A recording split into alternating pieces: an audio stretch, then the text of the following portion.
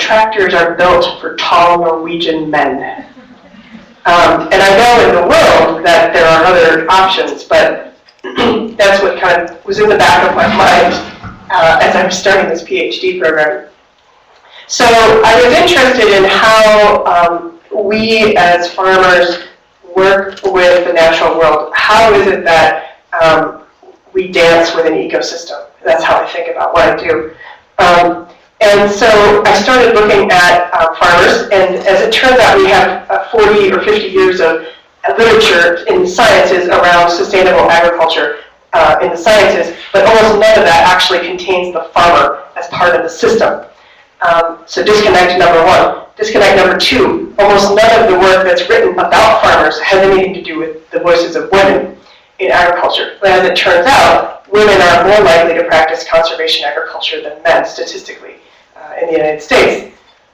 So where are these voices? And if we want a sustainable agriculture, and especially in the face of climate change, how is it that we're going to grow more farmers? Maybe it's important to hear these voices and figure out why is it that these women got into farming? How is it that they persist over time? So that drew me to my dissertation. I did a pilot project last year with 5 women farmers and permaculturists in the Midwest, in Wisconsin and Minnesota, and found a number of things. All of them, no surprise after Kiara's presentation, all of them had a childhood experience of nature that got them connected to their future career. All of them were motivated by the broader issues we face as society, either socially or environmentally. And then they had deep connection to place, but they weren't necessarily stationary in that place. Lots of them were either going to be leaving their farms or their places where they were growing, or had just come to those places, but somehow they had a land ethic that would enable them to be deeply rooted wherever they went, even though they had been to several places. There were very few of the people in this pilot that were generational on the same piece of land. So that was really interesting to me and sort of hopeful that we as Jeremy's going to talk about this, I'm sure, that as we decolonize ourselves, as we think about how we come home in the United States, that we think about inspiration from a group like this that has a land ethic that can root them even though they may move a couple of times. So this pilot project, I interviewed these 5 women. I used arts-based research methods, and that sort of set me up for the rest of the dissertation. I'm going to talk about each of those pieces as we go along here. And I've got too many things in my hand. So they all had a real strong physical relationship with the land. They all had a motivation that was global in nature. They're all thinking about climate change. They're all thinking about the state of agriculture in general. And so I was expecting some of these things to then come out in the broader dissertation that I'm engaged with now. They're thinking about their work as a creative response to the challenges we face today. And so I was thinking that, that's probably going to show up with the next group as well. So what kind of background do I need to understand this in greater detail as I start this bigger project? So my research question is, what transformational experiences of land, community, and work lead and sustain women farmers to farm regeneratively? So I'm going to unpack this statement here. So I'm defining regenerative agriculture as at the center of several different fields. Agroecology is one of them, farming with an ecological foundation. Civic agriculture, which is about the farm being engaged in the local community in some civic way, whether that's in a leadership role in the community or working with youth or mentoring new farmers, some way that they're socially connected. And regenerative agriculture is also an agriculture that is responsive to local ecological economics. So Jeremy and I spent one whole class mapping out what local ecological economics looks like, because there's not a lot of framework on that either. But the farmers that I wanted to work with were the ones who were engaged in their local communities economically. So these are not typically wholesaling product out of the region. They're supporting their local economy. So this is the way that I'm defining regenerative agriculture. I'm not using the word sustainable agriculture because that's been overused, and there's a lot of latent sustainable agriculture that to me looks very unsustainable. So I wanted to use a different term. And then it turns out this is starting to be used in the literature a little bit too. So this is the heart of my dissertation. Now within that, I'm looking at the experiences of women farmers, and I'm looking at their sense of place and how they learn from their place. And I'm looking at what's transforming them in the process over time.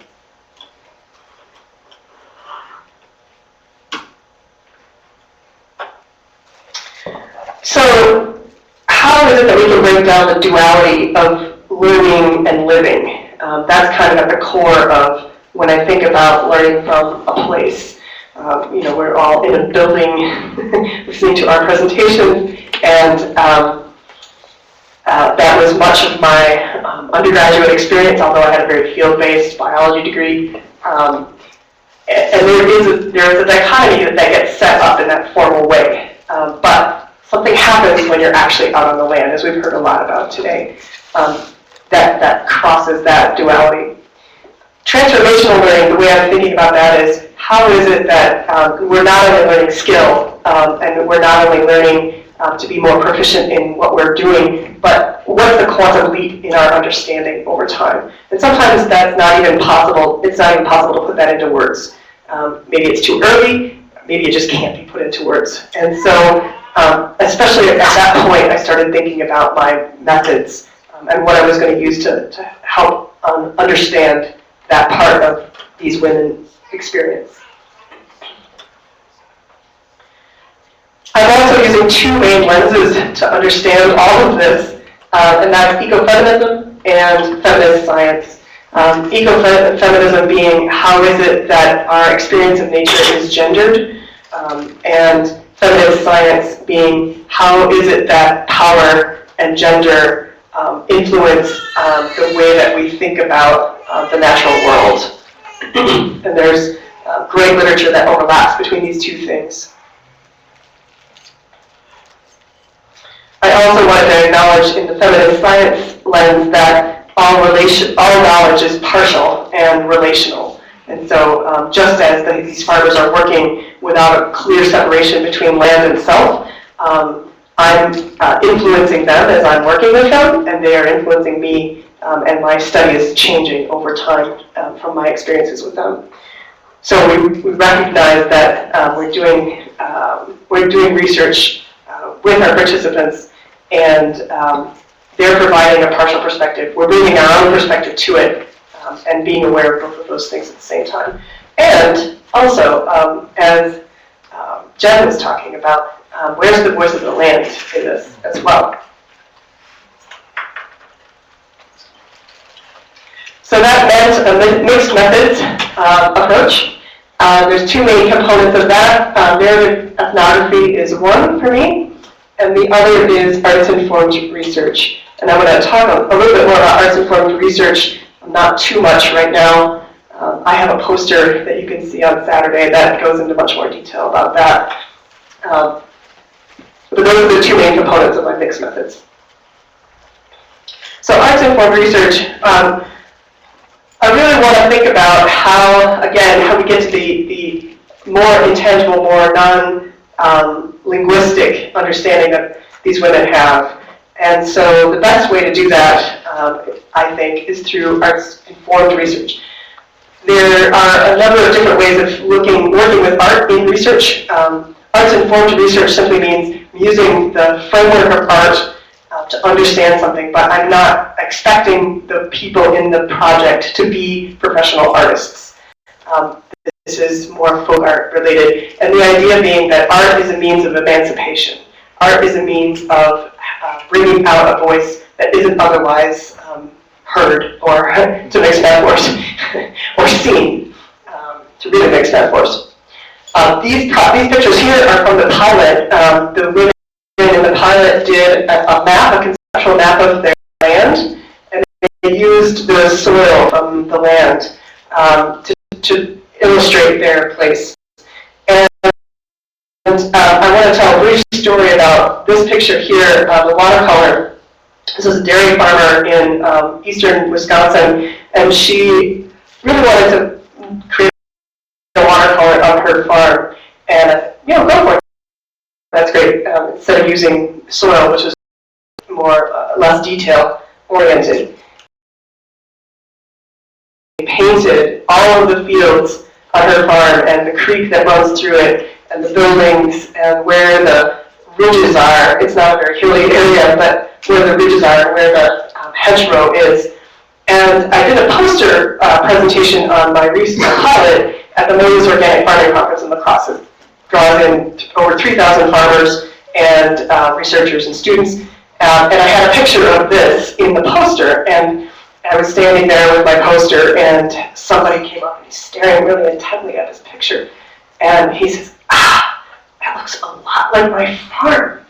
And I said, oh, that's really interesting. Young kid, who knows, what. And I said, the participant that did that her name is Valerie. And he goes, oh my gosh, that's my mom. So this was a really poignant moment for me, because this woman had so carefully illustrated her farm. And this, it's not a USGS map, it's a picture from the heart. She so carefully illustrated it, and so carefully raised her son, that he could recognize this on the other side of the state in a completely different context. He had no idea that this picture would be there, had no idea that he would talk to me. And so that to me illustrates the kind of understanding that a farmer has, or a rancher has, of his or her place. And that's the kind of understanding I hope that more of us get to. So for the actual dissertation, I let my participants choose among a variety of techniques, and you'll see some of the examples of that at the end of the talk. But they could use this technique, soil paint mapping. They could do an audio collage. The sample that I made up, which hopefully in a couple days you can get to on my website, is I did a symphony of chickens. So I spent the day with my chickens recording their many vocalizations. And so at some audio version of their farm, they could do a collage just of pictures, an essay, poetry, a memory map. They could do a song. One of my participants is writing an instrumental piece for piano for her farm. And so in this rich way, we get to experience the place connection that these people have. And I think it's going to be really interesting to see some of the materials that I've already gotten are they're amazing. And one more story about this component. So I went into this as a scientist, although I have a little bit of an arts background, and so it's been really wonderful for me to sort of confront my own assumptions using this technique and how to make it rigorous without reducing the integrity of the technique. And so I've been approaching it in the way of sort of bringing this into my research, bringing it into a wider scholarly conversation, and I'm also finding out that it goes the other way. So I applied for a grant, local arts board, to be able to mount an exhibit of all these pieces and the women's stories. And I already received a fellowship, and so I wrote this short application for a couple $1,000s to mount this exhibit. And in my rejection letter, they didn't have enough money for everybody who applied, but in my rejection letter, the final sentence is, and the chief weakness of your application was the committee did not feel that farmers could be artists. And I thought, I'm going to use this letter, I'm going to cut out that sentence, it's going to be right front and center why this stuff matters at the end. So not only do we need to unpack the divide between people and land, but we need to unpack the divide between consumers and farmers and artists and farmers and whose privileged voice is out there, whether it's in the arts world or in the academic world. And so this study has been interesting in once I start to look at that issue of whose voice isn't heard, all of these voices come out.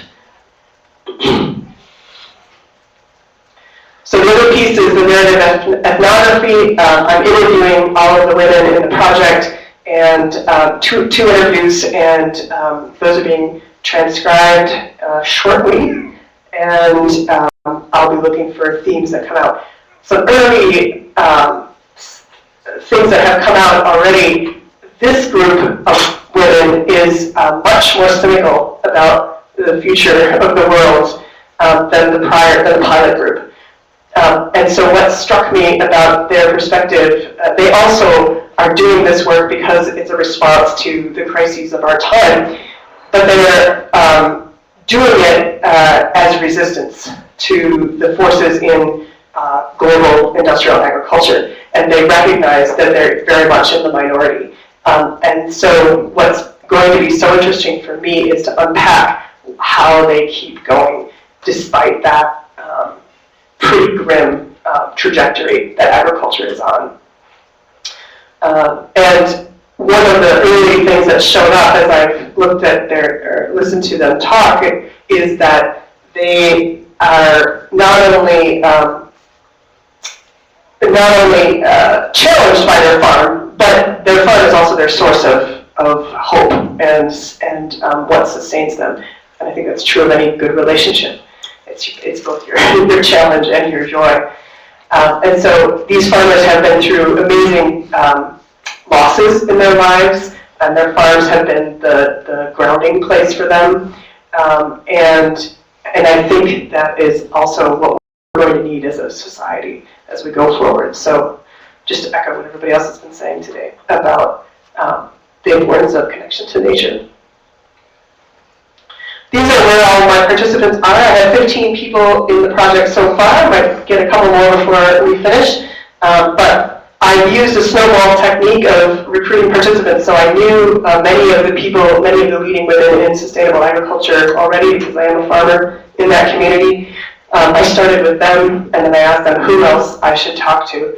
And it's been also very fun to get a couple generations of people who have inspired other farmers. So all of the participants are in Minnesota and Wisconsin. I focused on that area because of the commonality in terms of maybe some of the farming techniques and some of the cultures there. And so there's a cluster now down near Madison, a cluster near Eau Claire. There's a cluster up in the Western Lake Superior watershed, out in western Minnesota, and then around the Twin Cities, or one person so far. All of the women have been farming for at least 10 years. Most of them are on the 20-year side, so I was recruiting experienced farmers. There's also an interesting trajectory of their knowledge across even that age span, or experience span. Those, about a third of them are working with animals, and 2/3 of them are vegetable producers of some kind, and of all different scales. So success doesn't have to do with size, as it turns out, which is also very interesting to find out. So I just want to leave you with a couple of images of the artwork that has already come back to me. This is one woman's memory map of her farm. There's incredible background diversity in the group I'm working with. This woman is a 4th generation farmer out in western Minnesota.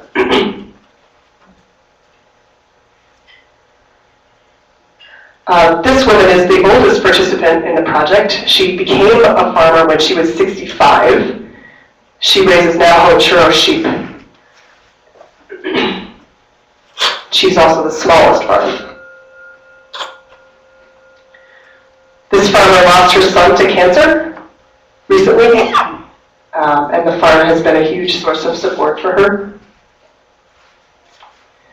And this farmer is probably the least experienced of the group, and she created this word collage of her inspiration. That's what it looks like in northern Wisconsin right now. All right. If you're interested in more detail, I can give you more of the references that I'm working with. These are some of the key resources. Again, ecofeminism and feminist science, agroecology, civic agriculture, local ecological economics, sense of place, transformational learning, experiences of women farmers, arts-informed research and narrative ethnography. I would not, none of us does this alone. My committee has been phenomenally supportive and very helpful in asking good questions, challenging questions. And I also couldn't do this without my mother, who came out on Mother's Day to help me put up a hoop house before I came here. These are my interns last week planting pear trees with me in the snow. And my neighbor, who's also a farmer, Michael Stenitis, who's also helping babysit my farm while I'm here. It's just otherwise impossible to do this. So I'm very grateful for this and the community here. Questions?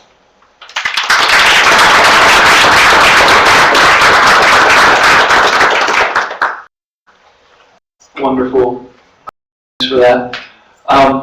I'm really interested by, but not surprised by the notion that it's mostly women who are doing the regenerative farming. Not mostly, but more women than men. More. So at this stage in your research, do you have a sense of the hopefulness that more men can be brought along as these lessons are learned? This is certainly not unique to women at all.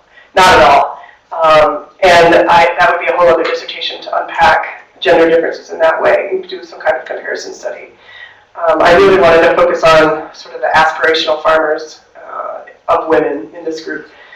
But certainly this is not unique to women at all. And I think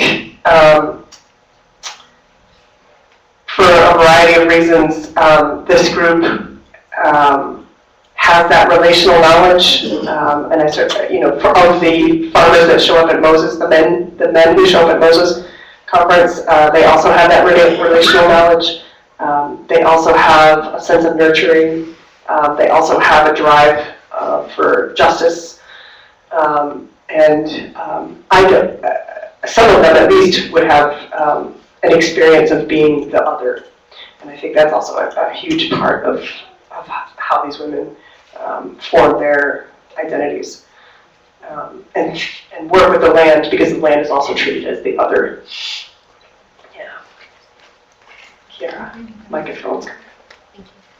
So I think I understood you saying your pilot group was a little bit more of a hopeful group of farmers, and then the group you work with now more see themselves as resistance to sort of mass agriculture. So do you have any sense for, I think that's luck of the draw, or is there something different about the two groups? Do you have any theories about what's distinct there?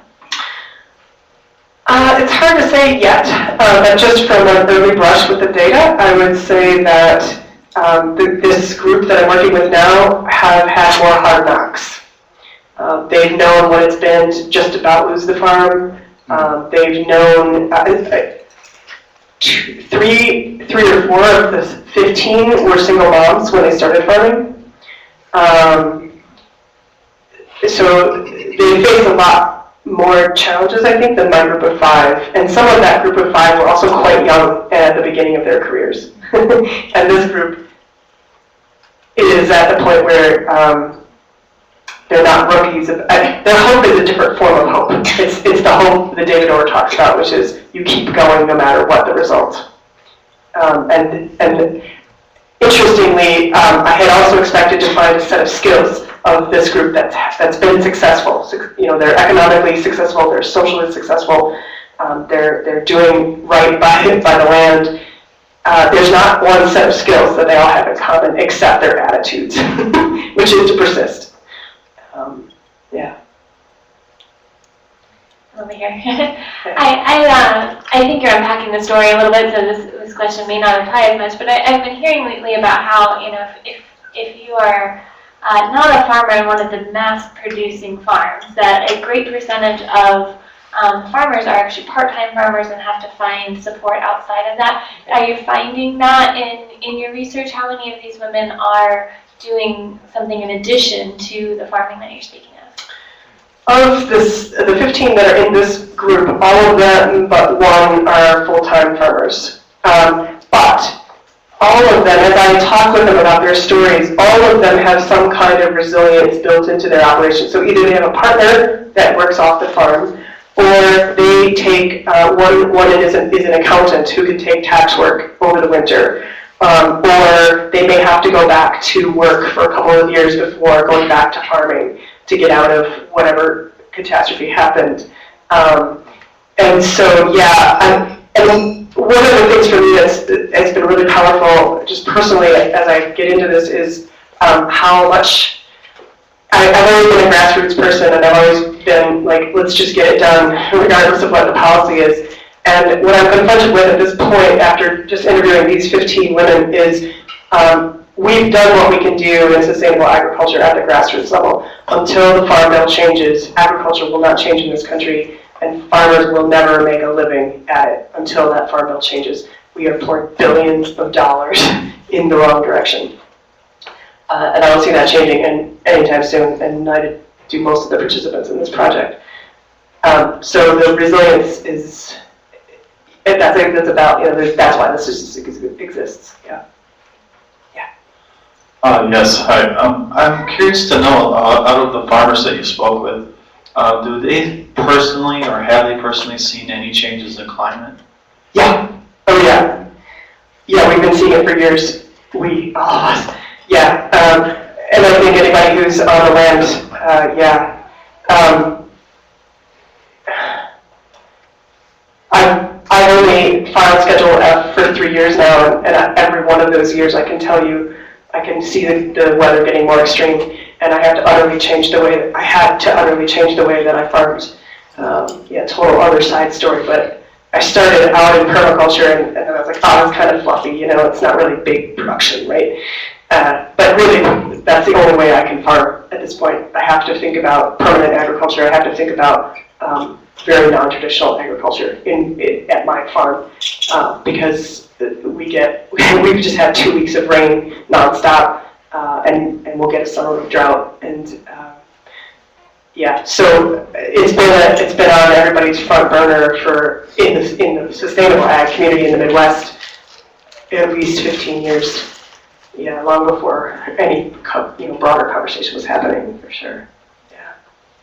Hi, you said at the beginning with your photo of the tractor that tractors were made for tall Norwegian men. Yeah. And then you said the feedback you got on the grant was that farmers aren't artists. So I'm curious have you also been told that farmers aren't women?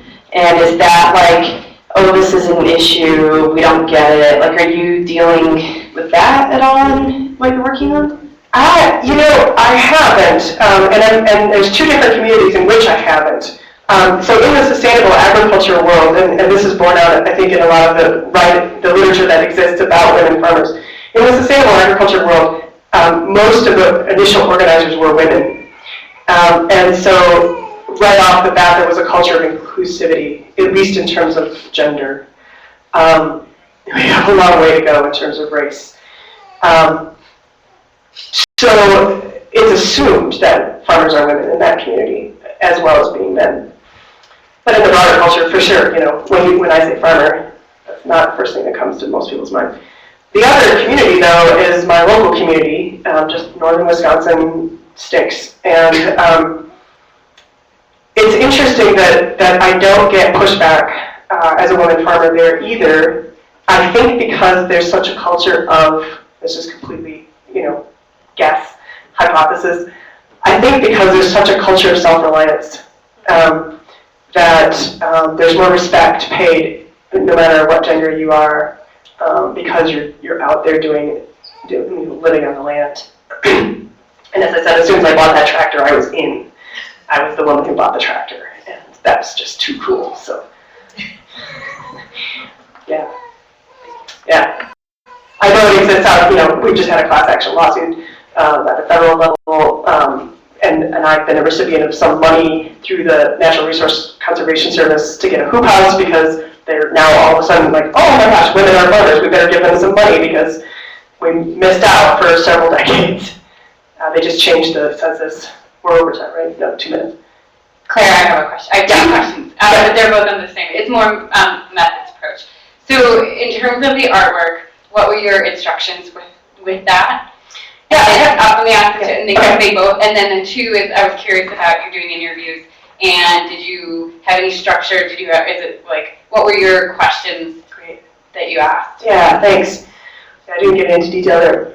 I created an arts guidebook for the participants, and it gives each of those examples that I listed, the audio collage, a poem, all of that kind of stuff. It gives a little description of the intent of that. There are a set of overall, like, I want to know about your connection to your land. There's those kinds of questions at the front. And then there's examples given, and those might be from other farmers, from the pilot. I borrowed a poem that Noelle put in her dissertation, with credit, of course, and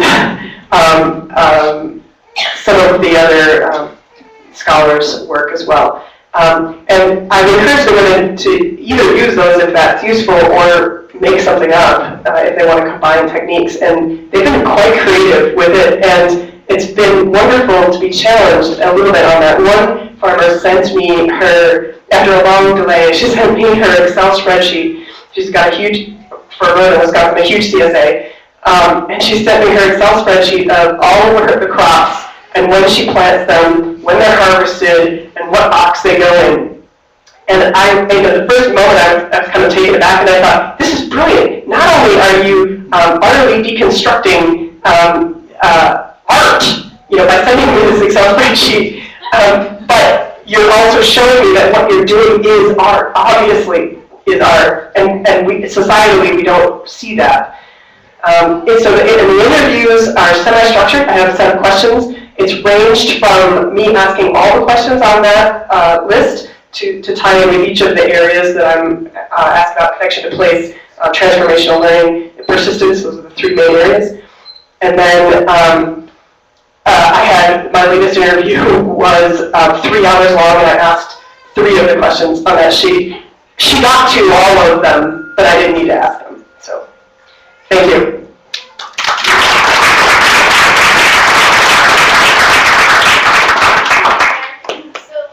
Thanks, excellent there.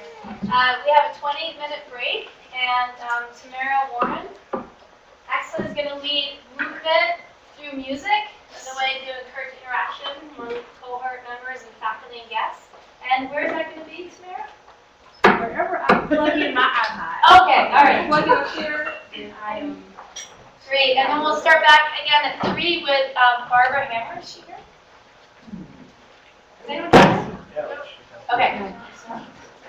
Okay. Thank you.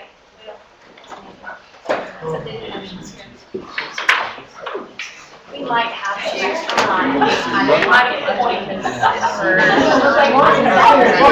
going to do the stretching. I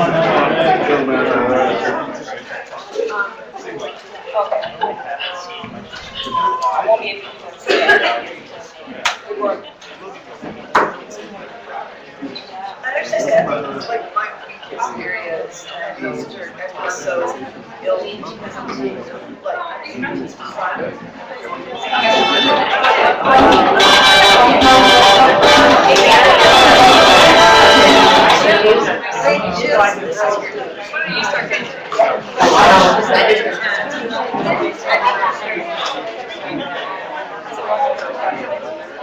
My own part was but how do you get started? Like, I'm almost like all the Hello. should have like. Okay, for those who are going to participate in this interactive break,